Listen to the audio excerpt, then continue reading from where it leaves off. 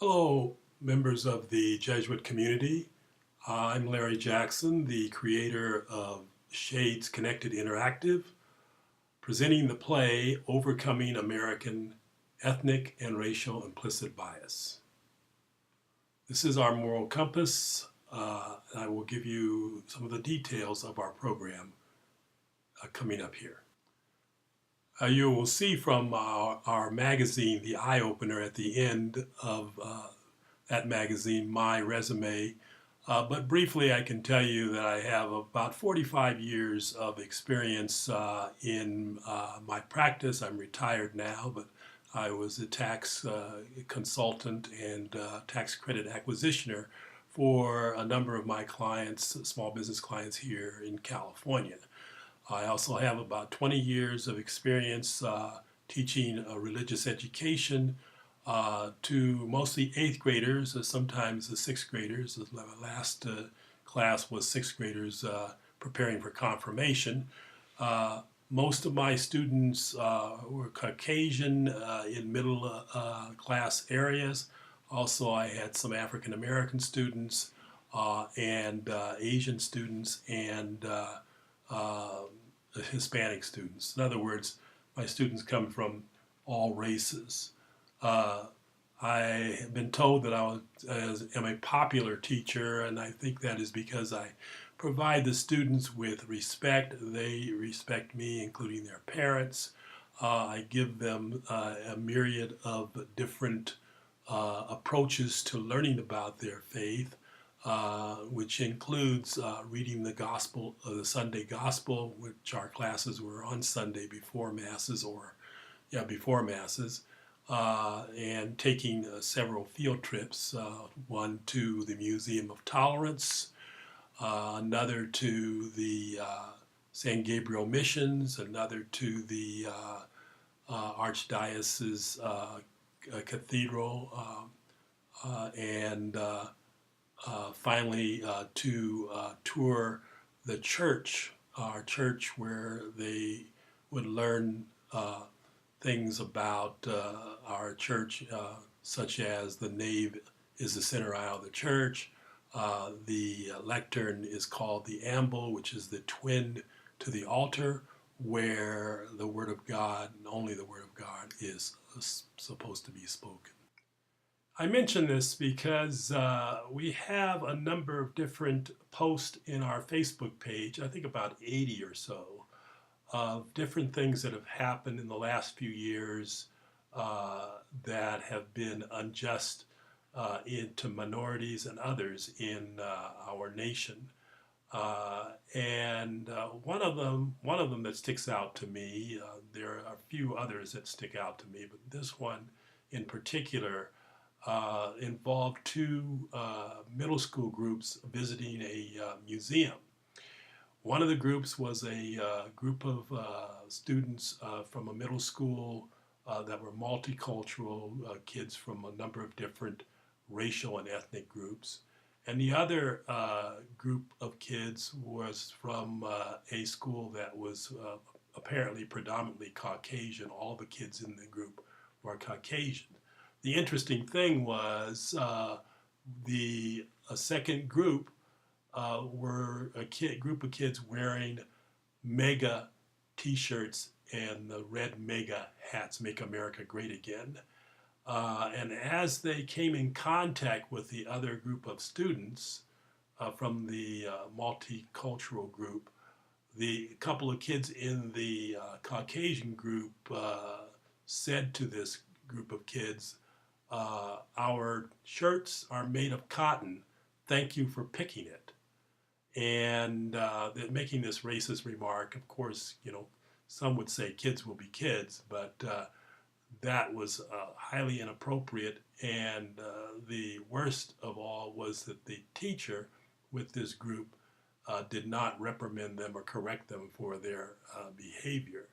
Now, this is getting to a point of where we see this bad behavior coming from the White House, but now it's filtered down to our children.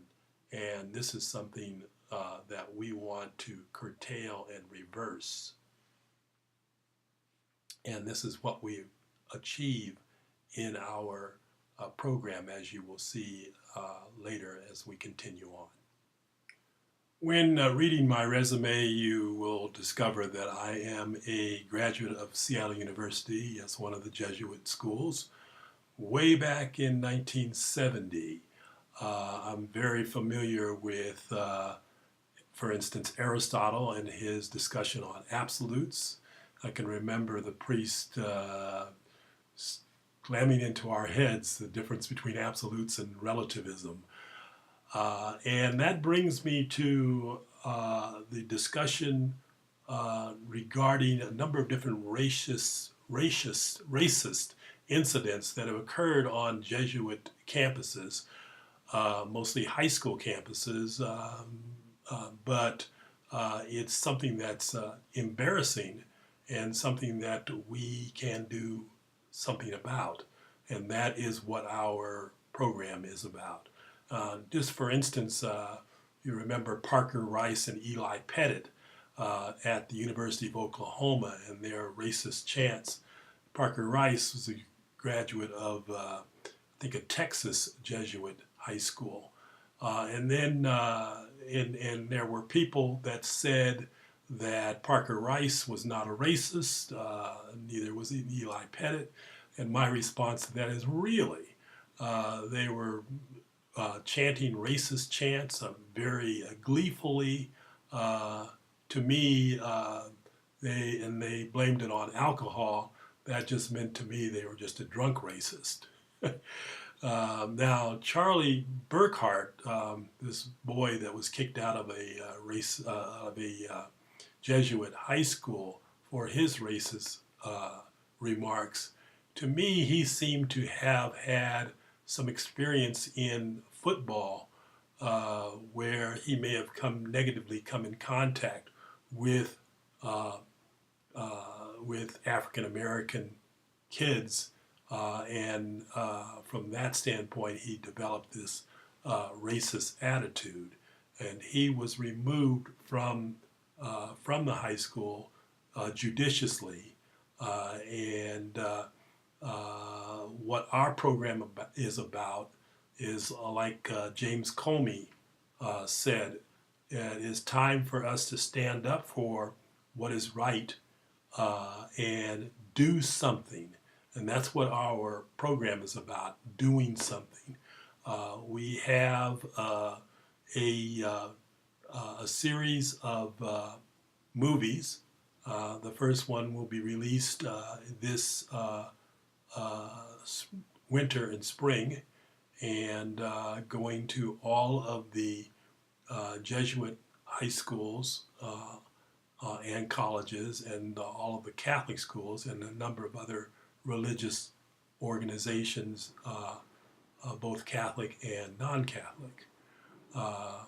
This will give us a basis for viewing a play that has a number of different incidents in it that we give our opinion on from the audience, and work towards workable solutions.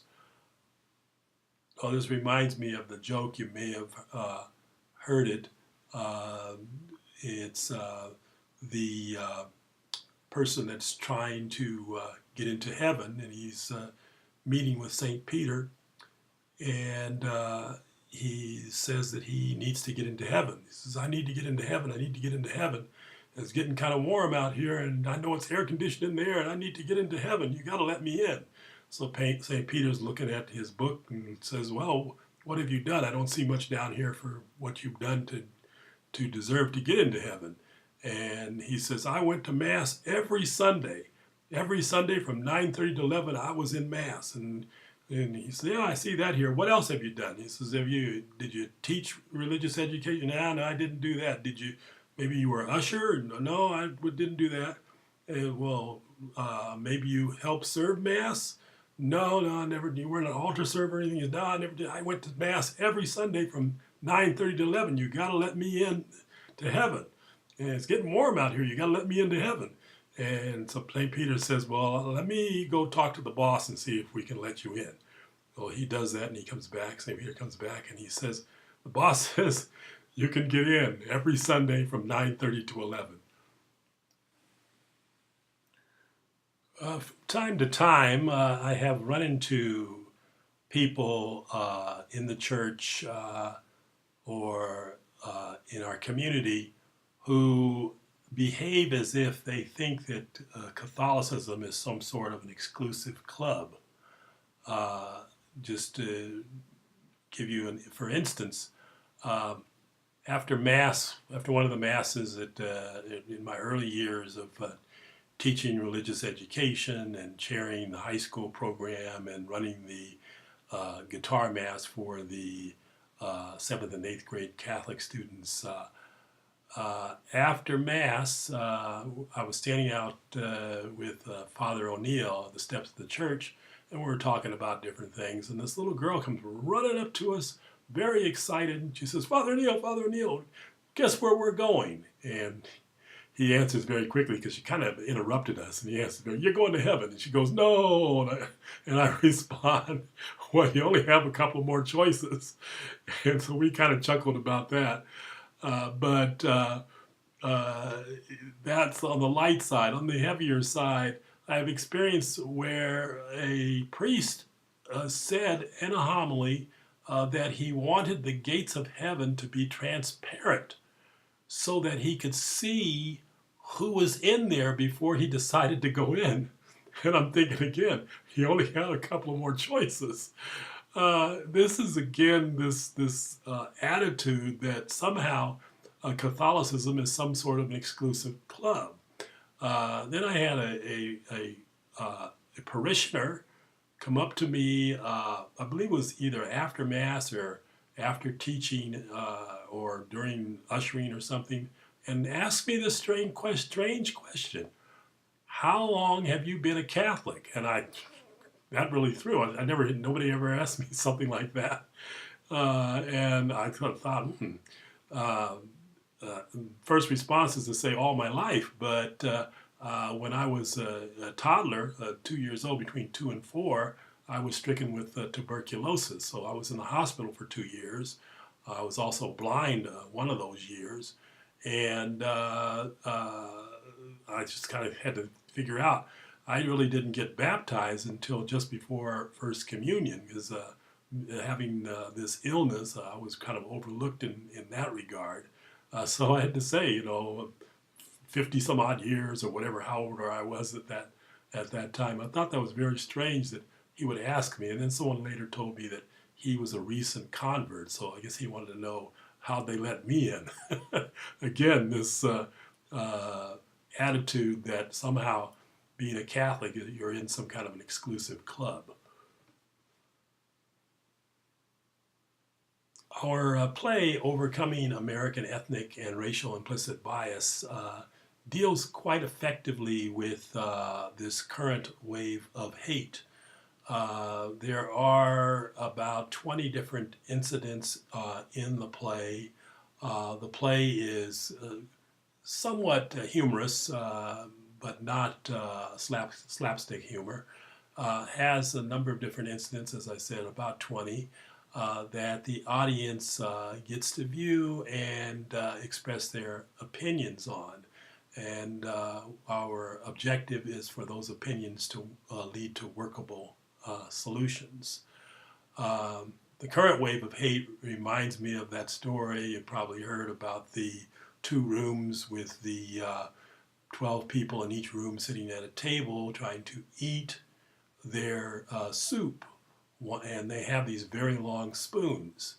In the first room, the 12 people have these angry looks on their faces because every time they bring the spoon up to their mouth, they spill the soup and they don't get any of the soup. So it's a very trying experience and it's very frustrating. And because of that frustration, they're just angry as all get out.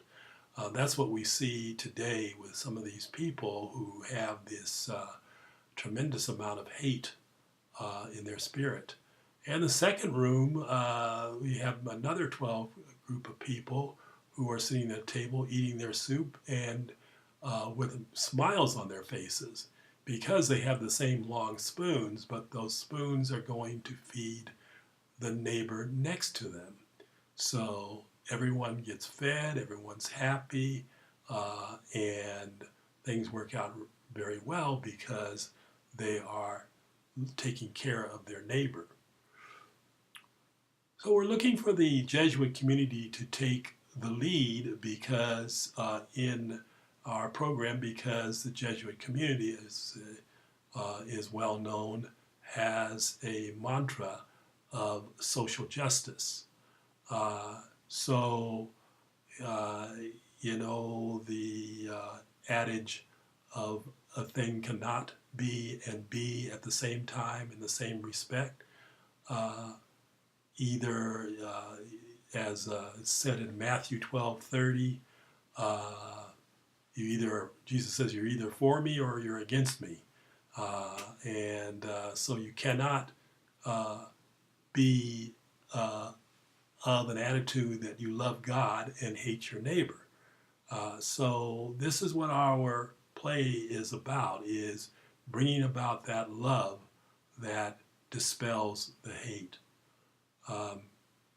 So what, in conclusion, I would like you to do is to view the material that I've sent you. There is a petition of inclusion to sign. Circulate that petition of inclusion and the material to all of your students and encourage them to fully participate in the program. It is for the common good, and it's also for scholarships and grants for participating schools up to $2 million per school over a period of time. This program, as you go through all of the material, if you have any questions, you can call me to get started. It just basically takes the signing and filling in the information on the petition of inclusion, and then there's another document called the statement of interest. You fill that out and send that in. If you get that in before the 9th of January, I think it's the 9th or the 10th of January, then your school is first in line for the grants and scholarships. When you read through the material, you'll see how our sponsors are going to be providing those grants and scholarships. We're looking for a large audience. This is going to all of the Jesuit high schools and colleges, all the Catholic schools, all of the, going to a number of different other religions, to all people who have or should have moral fiber and intestinal fortitude to do the right thing. So that concludes my little video. You can view the material and sign the documents to become involved. If you have any questions, you can give me a call. I'm Larry Jackson, the writer, director, and producer of Shades Connected Interactive, our moral compass, presenting, overcoming American, ethnic, and racial implicit bias. This is a free broadcast with a number of different incentives to make it worthwhile for your participation. Thank you for listening and have a nice day.